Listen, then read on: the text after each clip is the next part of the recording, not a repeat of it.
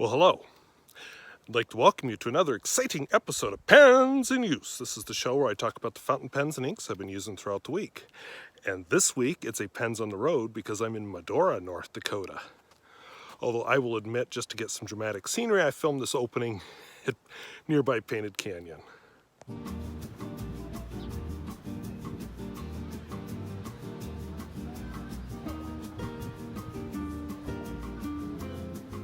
So if videos like this interest you, where I talk about the fountain pens and inks that I've been using throughout the week, I would invite you to subscribe.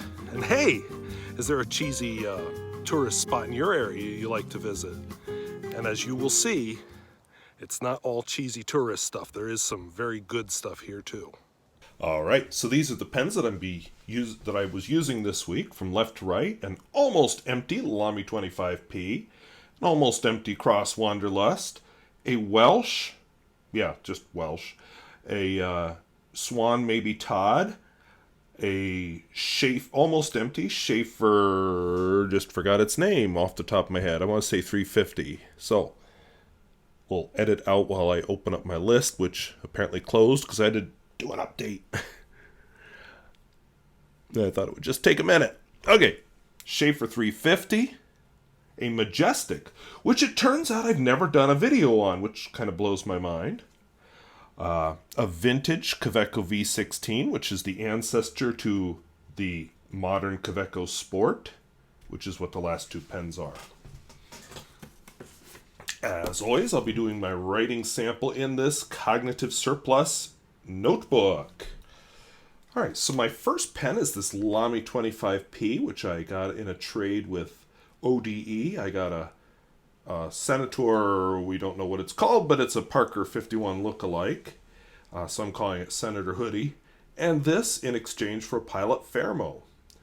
And especially now that I've done a small transplant on this, I think I have definitely came out better on the trade. What I did is I replaced it. I had a random Lamy 2000, drawing a blank here, oblique medium nib floating around, and I just thought, why don't I just put it in the pen? So I did, and I love the results. So Lamy 25P. It is inking a little in the cap right now, but it's also almost empty, and sometimes they're a little misbehaved when you do that. So the ink in it is Krishna, Palasa. So I had a viewer who sent me a large number of samples of Krishna inks. So I was using as part of my first impressions, but then I decided, to give a more consistent experience. So I couldn't remember if I do vertical strokes first or horizontal because I skipped last week. I'll get into why later. But I decided to do a more consistent experience for my first impressions and use the same ink and same paper. Well, I had to change notebooks recently, but you know what I mean. So then the samples didn't get used as much. So this is a good time to show why I do the oblique test. So oblique means that the nib is kind of cut like that, at an angle, so you hold it rotated, whereas other nibs are supposed to be held more straight on. So when I do my reviews, I always do a hashtag, and that's supposed to show whether it's stub or not. And you can see all these lines are the same. And then I always do one of these puppies, a star, which should show that the different pieces have different widths. That this stroke should be wider than this stroke, which it is. Let me just do the X part. It's a medium, so it's not going to be as dramatic as if I had an oblique broad, or I think Lamy actually has for their Lamy 2000, I think they have an oblique double broad, which would be quite interesting to try. This pen was kind of a spur of the moment. I saw one at a price I wanted, and it's so pretty, and I've never really reviewed a cross before, so I bought it, and it turned out to be pretty good. If it sits too long, it does a little dry up, but gets started right away, so not too bad. So this is a Cross Wanderlust. I got the Antelope Canyon finish. And of course, I had to look up Antelope Canyon. Whoops, W-A-N-D-E-R. That looks like a very interesting place to visit. You can only get there by guide. And part of the reason they don't want people wandering in there just at random because there's a serious flash flood danger. And if you know flash floods, they're called flash because it's just like, when somebody flashes you. It's surprise! You were not expecting that, and then you are left scrambling to get to higher ground very quickly, if you can.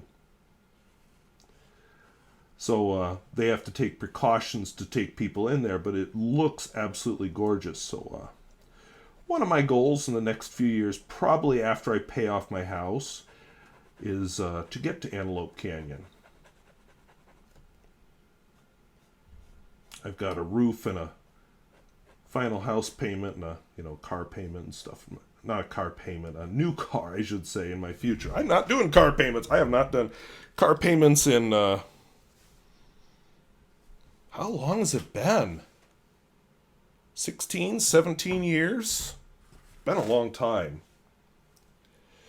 I was about a year away from when I wanted to buy a new car when I bought this one, and I bought one that was a little more expensive than I'd planned, so it was, but it's been a great car. How many people do you know are 45 and still on their first car? I'm going to dial up the exposure for this Welsh pen, since I'm sure it didn't get proper appreciation in its original video, because I didn't know how to do exposure back then. This is a cheapie. It was a cheapie back in its day. But damn, that's a beautiful pen. I love that finish. And, it's not much of a pen. And Welsh is just the brand. Ooh, what's that nib say? Oh, Welsh. So just a plain steel nib, but very, very impressive pen as far as looks. Writing... Ooh, now I got to dial down the exposure.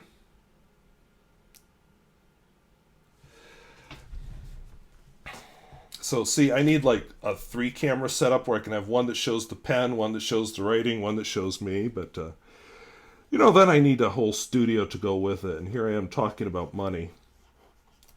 So, a Welsh pen. It writes okay. It's just nothing, amazing. Herbin. Bleu. Did I spell it right? Yeah, I did. Myosotis. Forgot an O. That's what's wrong. Which is apparently French for forget-me-not, which is a flower. The bottle is bizarre. It's a heart-shaped bottle with a very narrow opening, stoppered by a cork. So I've never quite seen that before or since. The color's nice. It's blue, but it's a nice blue. Let's see if I've got the bottle handy or if I got to dig for it. It comes in a nice little thingy. And inside you get thingies with an explanation in French and in English. A romantic box to declare one's love. And you get a bottle with a cork that sits upright like that. So, kind of weird. Not the most functional ink bottle, but the ink is nice. Then I have the Swan Mabie Todd. And not maybe as an M-A-Y-B-E, but more M-A-B-I-E. So we'll dial up the exposure here so you can see that it's a green pen with some writing. Swan Self-Filler, Mabie Todd and Company. Limited, made in England. And that looks like some kind of a logo over there with words under it that I can't make out. but we'll probably be able to make out when I edit the video together. And then, you know, more thingies. And you open it up. And you've got Swan written there. And then on the nib, I see a swan. I can't really make that out in this light. Let me just use my loop here off screen. Okay, Swan, 14 karat, 585. K, England. Okay, so whatever that means. Dial the exposure back down. Okay, so we have a Swan, maybe Todd.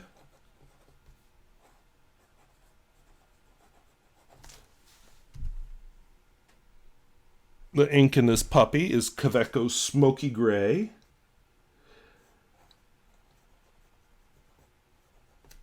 And I think you can see, oh yeah, and this is appropriate because all the smoke we've had in the air because of the fires out west.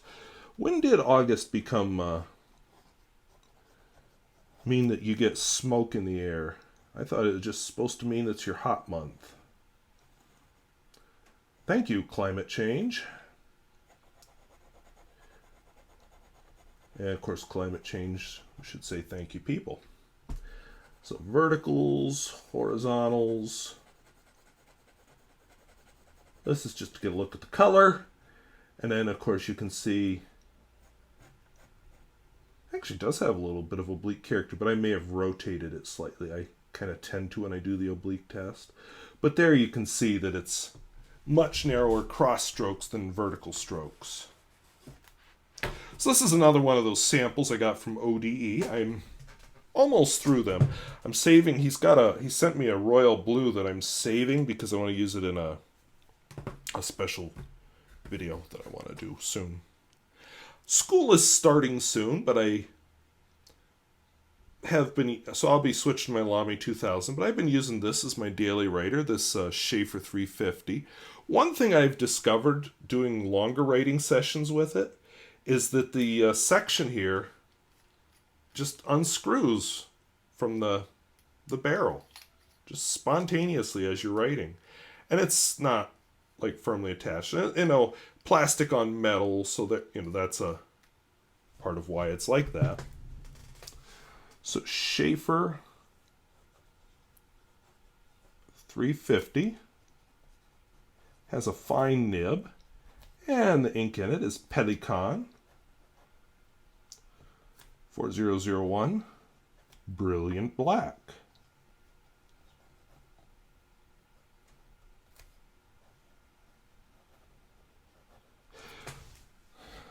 Which is a very nice ink for writing on lower quality paper.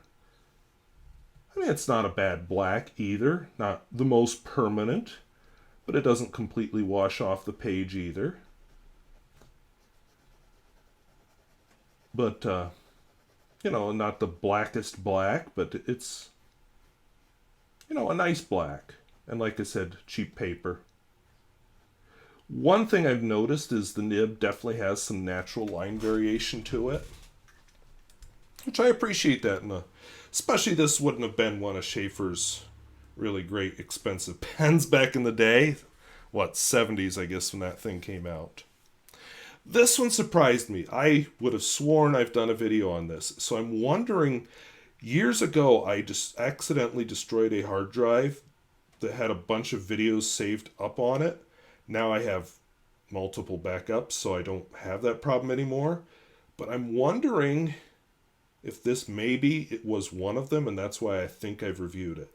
But anyway, so the difference between a review and a first impression is the review, I'll get into the history of the company a little bit, and I do a quote and, you know, just more information if I can. And I've got the benefit of experience with the pen. I couldn't find much about the company Majestic, but I'm not even 100% sure what this finish is. I've read Bakelite, I've heard celluloid, I've heard a couple options. So, I'm kind of awkward about doing a review on it when I don't know so much, but I may just do it with what I have while the pen's inked up. Oh yeah, and filling is usually not part of the review unless there's something special about the filling in the pen. The nib's nothing special, it's just a steel nib. Just an iridium tip, USA, so just a generic nib. Kind of the Yovo of its day. So this is a Majestic. That's it, just Majestic. Majestic Pen. And the ink in it is Pelikan Edelstein. Smoky Quartz.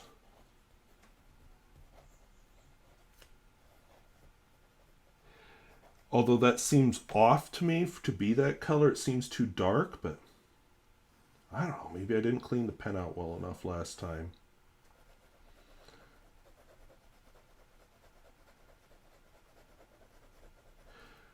See, I have a sample of Kaweco's Chocolate Brown, and I'm not, I wrote down that I used the Smoky Quartz because I know I had the Smoky Quartz out, so I don't 100% know what I put in this. I wrote Smoky Quartz, so we're going with that. So I'm going to have to fill another pen with one of each to find out. So this is a pocket pen, but I would never take it with me. This is the Kaweco V16. And you saw at the beginning, it's sitting next to the pen it inspired, the Kaweco Sport. It has a faceted barrel. Oh, let's dial up the exposure again. Has a faceted barrel. Come on.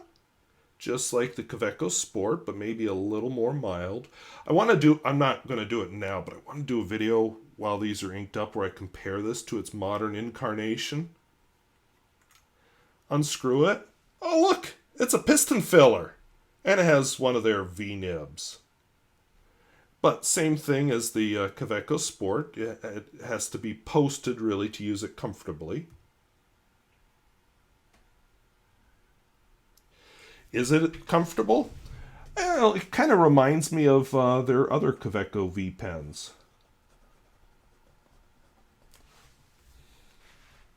I just wrote Saweco.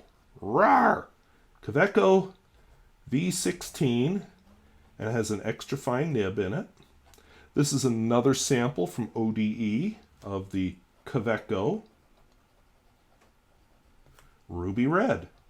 So if you want to know about Kaweco, ODE would be your expert to go to. I have liked a couple of these Kaweco inks. I won't say that this one did anything particular for me. It's a red, serviceable red. I kind of liked the Summer Purple. And actually the Sunrise Orange that I used earlier was kind of nice. But, oh yeah, and you get a little line variation with this pen. Not, lots, but some. So, if I was buying inks right now, I might look at, the, what did I say, Summer Purple and the Sunrise Orange, but I'm not buying inks right now. I used to have an exception to that, but the company has started making sparkly inks, and I don't want sparkly inks. I just want regular ink. So my next pen, sorry, I forgot to show it to you, is a Kaweco Sport. Apparently this is a slightly older model. I guess the nib and feed are different. So when I do that Kaweco Sport comparison video, maybe I'll set them all side by side so viewers can see that. Same thing, has to be posted to be used well. The clip is an add-on that you can buy. So this has been riding in my shorts, and it's almost empty, so I must have been using it. So it's a Kaweco Sport, has a fine nib, and the ink in it is Kaweco Pearl Black.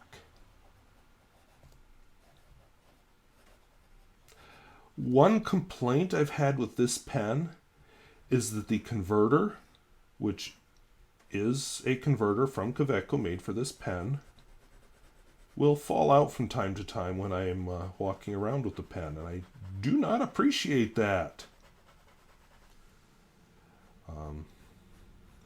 It doesn't seem to leak when I do that, but still, you know, when you pick it up and it rattles, you're like, really? So that thing is what falls out. They do have an aerometric converter. Not particularly a fan of that, but I don't know, this pen model, it's really hard to find a converter for it. This one I don't know how it's going to show up. So this is a Kaweco Skyline Sport, exactly like the other Sport, except, you know, pastel colored, which I guess makes it Skyline. And you can see the feed is a little different. I can't remember if they switched from Bach to Jowo or Jowo to Bach or what the heck they did. But apparently there was a nib change in there. Now, I do not know how this is going to show up. We'll just put that out there. Why? There we go. Oh, and you're seeing my problem with one of my other complaints with Kaweco. It's not the ink. Oh, well, on the preview it's showing up. Looks nothing like it does to my eye, but whatever. I'll tell you what's special here in a minute. But I found that their broader nibs really skip, or they have hard starts a lot. Now, I found that with this pen. And it is a double broad. The ink in it is Kaweco Highlighter Yellow.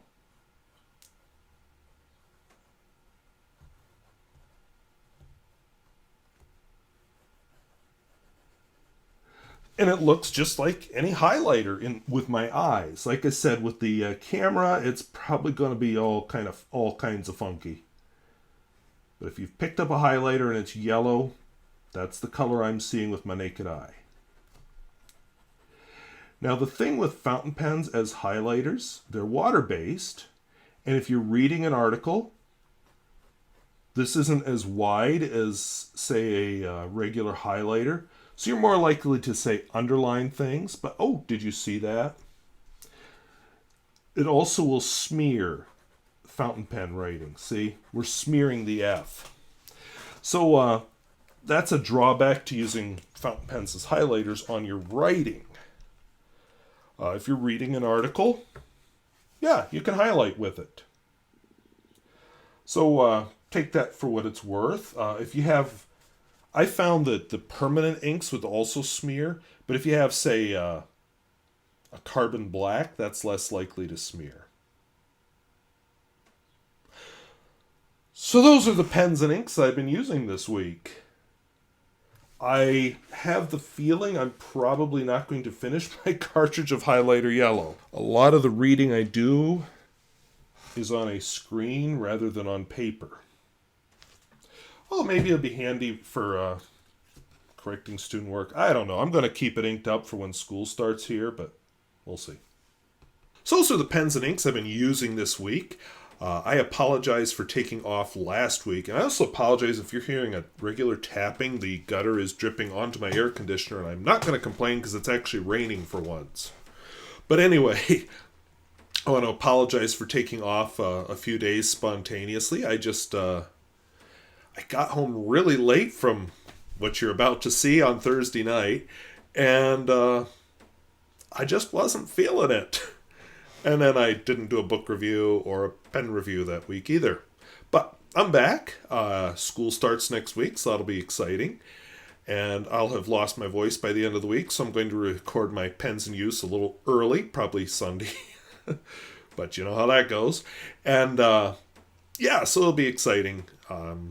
Back to my regular schedule and a lot less free time. But so it was probably good that I took some extra time off while I could from video and school and everything. So that's where I was. So the video you're about to see, you know, the parts you saw with me introducing at the beginning, and I think in the middle. I was in Painted Canyon. That's a hike I'll be publishing soon.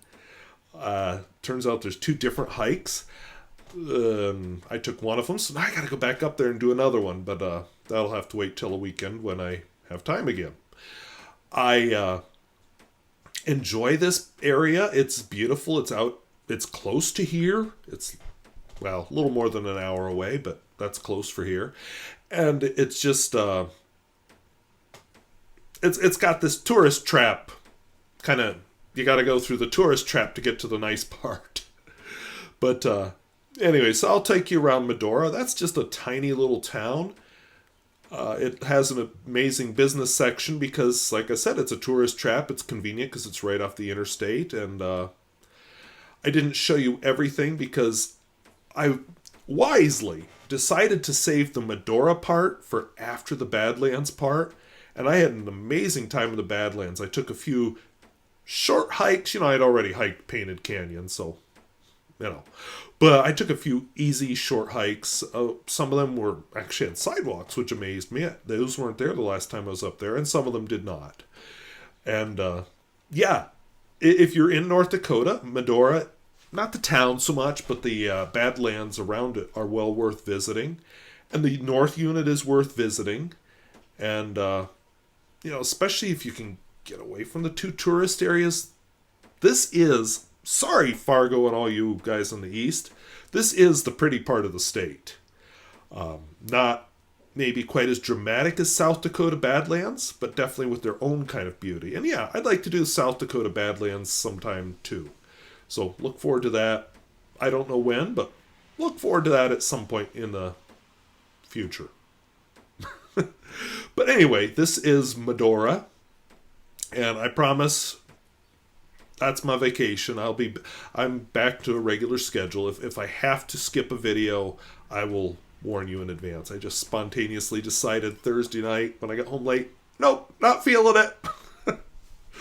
So that's why such a massive change of pens between then and now. So enjoy.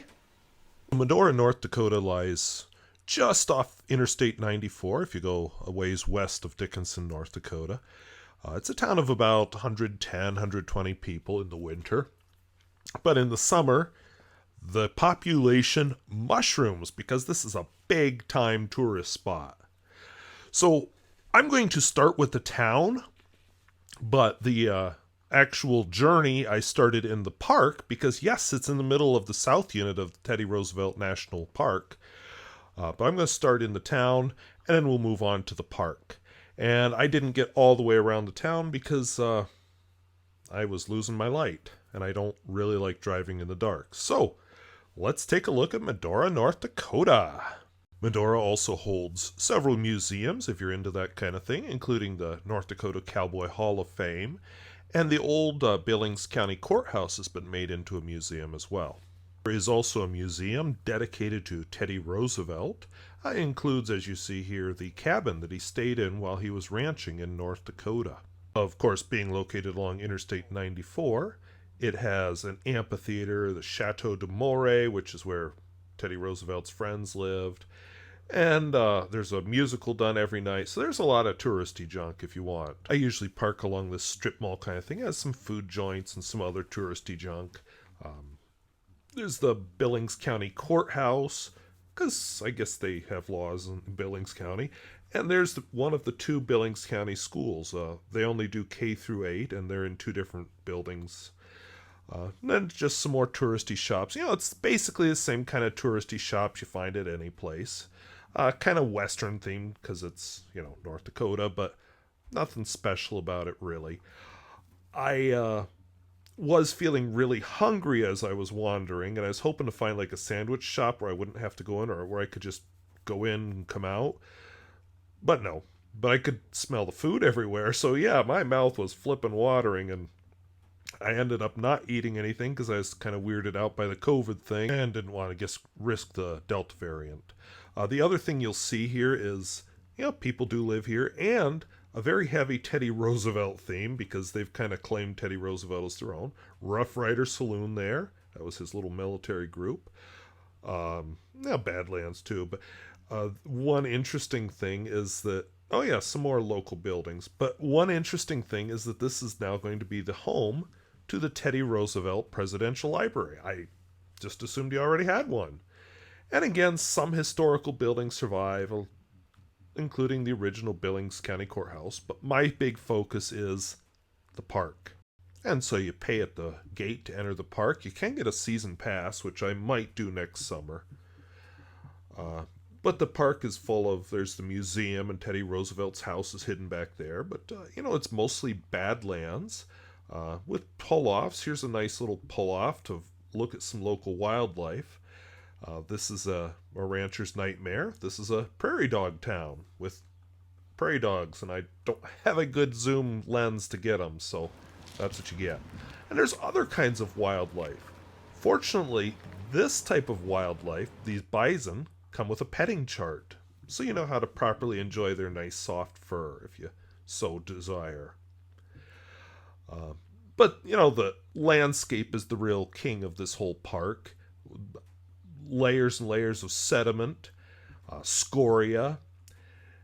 I have the full driving footage of this. I even have some of the hiking I did, and at some point I want to put that together as a video. And there are horses descended from horses that were left by settlers wandering the park. So these are wild horses. And again, more scenery, and in the back you can see the road. It's normally a 14-mile loop through the park, but unfortunately part of it collapsed. So here is another interesting thing. We've got a coal fire, so you have to go down and back. This was probably started by lightning. There's the fire on your on your right. And of course I had to park and walk back to it, so you can see the smoke rising up out of the fire, which, I don't know, I find interesting. But it's probably started by lightning. So there is some history, some geology, and of course a beautiful landscape here. So I will close this out with one clip looking at Interstate 94 toward the end of it, so you can listen to the wind noise that I was dealing with in all of these clips.